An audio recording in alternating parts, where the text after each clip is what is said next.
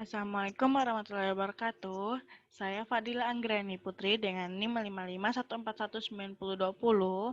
Terlebih dahulu, ingin mengungkapkan rasa terima kasih saya dan rasa syukur saya kepada dosen-dosen yang sudah memberikan kesempatan lagi kepada saya untuk bisa mempresentasikan tugas besar ini di mata kuliah struktur dan konstruksi bangunan. Judul tugas besar ini adalah struktur dan konstruksi bangunan utama pada kawasan lingkungan binaan, yang dimana bangunan saya merupakan bangunan balai diklat olahraga. Nah, ini merupakan denah lantai 1 saya. Dapat terlihat terdapat banyak ruangan berupa teras, lift, tangga darurat 2 ruang, ruang kontrol, dan juga WC wanita dan WC pria. Lalu ada klinik dan perpustakaan. Di tengah bangunannya pun terdapat courtyard. Lalu ini merupakan denah lantai 2 dan 3 saya, yang dimana terdapat 6 ruang kelas, loker, dan juga tangga darurat. Lalu selain core, di lantai 4 pun terdapat 2 ruang kelas, 2 lab komputer, dan juga 1 ruang loker. Lalu ini adalah denah top floor saya, yang dimana masih terlihat tangga darurat dan juga rumah lift, WC, dan ruang kontrolnya sudah tertutup oleh atap dak. Lanjut, ini adalah tampak depan bangunan saya. Nah, bagian depan bangunan saya itu menghadap ke arah selatan. Jadi saya tidak menggunakan secondary skin. Dapat terlihat di sini bentuk bangunan saya dan juga jendela dan pintu utama. Lanjut, ini adalah tampak samping saya, tampak bangunan samping saya, di mana tampak samping ini menghadap ke arah matahari. Jadi saya menggunakan secondary skin. Dapat terlihat di bagian sisi kiri bangunan, yaitu terdapat tangga darurat, yang dimana terlihat pintu keluarnya. Jadi jika terjadi sesuatu kebakaran, jadi mereka bisa langsung keluar di bagian sisi ini. Lalu terdapat rumah lift dan juga tangga darurat di bagian tengah bangunan, teras. Lanjut, ini adalah gambar potongan AA saya, yang dimana memotong di bagian perpustakaan, courtyard, jalur jalan, lalu core bangunan, dan juga teras. Selain itu, di lantai 2-nya dan lantai 3-nya memotong bagian ruang kelas dan core. Sedangkan lantai 4 itu memotong bagian lab, komputer, dan juga ruang kelas. Lalu, di bagian potongan BB, ia memotong di lantai 1 memotong bagian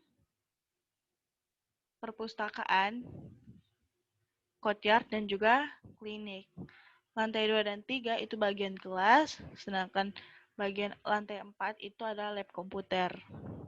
Lanjut, ini merupakan denah core saya, yang dimana terdapat 2 lift, tangga darurat, ruang kontrol, toilet pria dan toilet wanita, dan juga terdapat shaft plumbing, di mana menggunakan dinding geser atau shear wall. Jadi semuanya aman meskipun terjadi gempa misalkan. Lalu ini adalah denah atap saya, yang dimana semuanya sudah tertutup oleh dak beton. Lalu, selanjutnya itu adalah denah balok. Nah, di sini terdapat bahwa saya menggunakan 3 jenis balok dengan ukuran yang berbeda-beda. yang dimana balok pertama menggunakan ukuran 17,5 kali 35 cm. Ukuran balok kedua dengan ukuran 25 kali 50 cm. Lalu balok ukuran ketiga menggunakan ukuran 30 kali 60 cm. Saya mendapatkan ukuran ini dengan cara perhitungannya, di mana menggunakan perhitungan balok induk. Lanjut. Ini adalah merupakan denah kolom lantai 1 saya. Di sini terdapat 3 jenis ukuran kolom, yaitu ukuran kolom K1 60 kali 60 cm, K2 yaitu adalah 50 kali 50 cm yang digunakan pada ruang teras. Lalu K3 di mana ukurannya 35 kali 35 cm digunakan pada bagian dalam bangunan. Lanjut, ini adalah denah kolom lantai 2 dan 3. Sama halnya dengan lantai 1, ukuran dan perletakannya pun masih sama. Nah, lalu penambahannya hanya terdapat kolom praktis. Lanjut, ini merupakan denah kolom lantai 4, yang dimana masih bagian sisi kiri dan kanan bangunan menggunakan kolom 60 kali 60. Bagian courtyard yang bagian tengah itu menggunakan 35 kali 35 dan untuk pembagian ruangan menggunakan kolom praktis. Lanjut, ini adalah detail dari pondasi yang saya gunakan. Pondasi yang saya gunakan adalah pondasi tiang pancang. Nah, tiang pancangnya itu dapat masuk ke dalam tanah kurang lebih kedalaman 396 meter. Nah, terdapat potongan pondasi telapak dan juga detail pondasi. Lanjut, ini adalah denah ruang air bersih, yang dimana air bersihnya itu sumbernya berawal dari air PDAM, lalu lanjut ke bagian GYT tank atau ground water tank menggunakan pipa ke jet pump atau pipa pompa dengan ukuran setengah inci, berdiameter setengah inci. Kegunaan pompa air di sini yaitu bisa mengangkat air dengan kedalaman 20 meter. Lanjut, ini adalah rencana air bersih lantai 2 dan 3. Nah, di sini air bersihnya masuk ke bagian wastafel dan juga kloset. Dan juga unair. Lanjut, ini adalah rencana air di lantai 4. Masih samanya dengan lantai-lantai sebelumnya. Menggunakan pipa PVC ukuran berdiameter setengah inci. Lanjut, ini adalah di bagian top floor-nya, yang dimana tulang beton dari atap ini dilapisi lagi oleh waterproofing supaya airnya tidak dapat merembes ke dalam. Lalu di bagian atas pada denakor bagian WC terdapat water tank yang dapat menampung sebanyak 2000 liter air, lalu dialirkan ke shaft plumbing. Nah, ini adalah utilitas air kotor.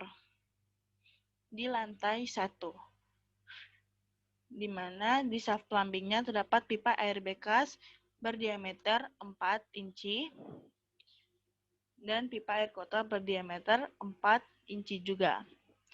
Nah, air yang berasal dari wastafel dan juga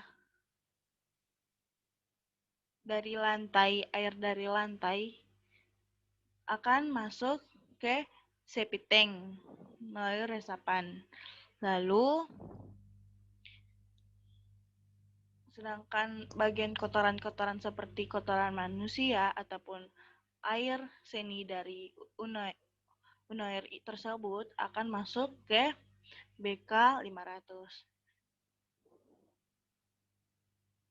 Lalu lantai di kamar mandi menggunakan full drain.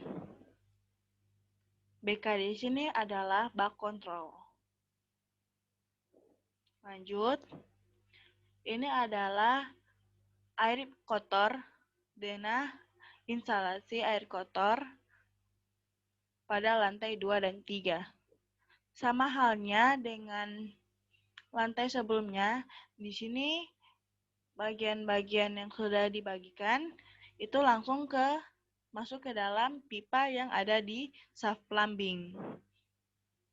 Di mana pipa-pipanya menggunakan diameter 4 inci. Lalu ini sama halnya juga pada lantai 4. Lalu ini pada top floor, di mana terdapat roof drain, yaitu adalah air hujan akan masuk ke dalam situ, lalu pipa air hujan berdiameter 6 inci pada setiap sudut-sudut bangunan di top floor. Lanjut, ini adalah sistem elektrikal di bangunan ini, yang dimana terdapat power panel, stop kontak di beberapa tempat, saklar ganda, saklar tunggal, dan juga terdapat lampu SL 8 watt itu terdapat di bagian WC, yang dimana saya membagi satu lampu menjadi dibagi dua untuk dua kabin toilet. Jadi satu ruang WC, jadi satu kamar mandi terdapat dua lampu SL 8 watt. Begitu juga di bagian kamar mandi lainnya. Lalu terdapat lampu SL 20 watt. Itu saya letakkan di ruang perpustakaan dan juga di bagian wastafel kamar mandi. Lalu ada tab lamp wall sebesar 10 watt, yaitu saya tempelkan di bagian courtyard agar courtyard terlihat terang saat di malam hari.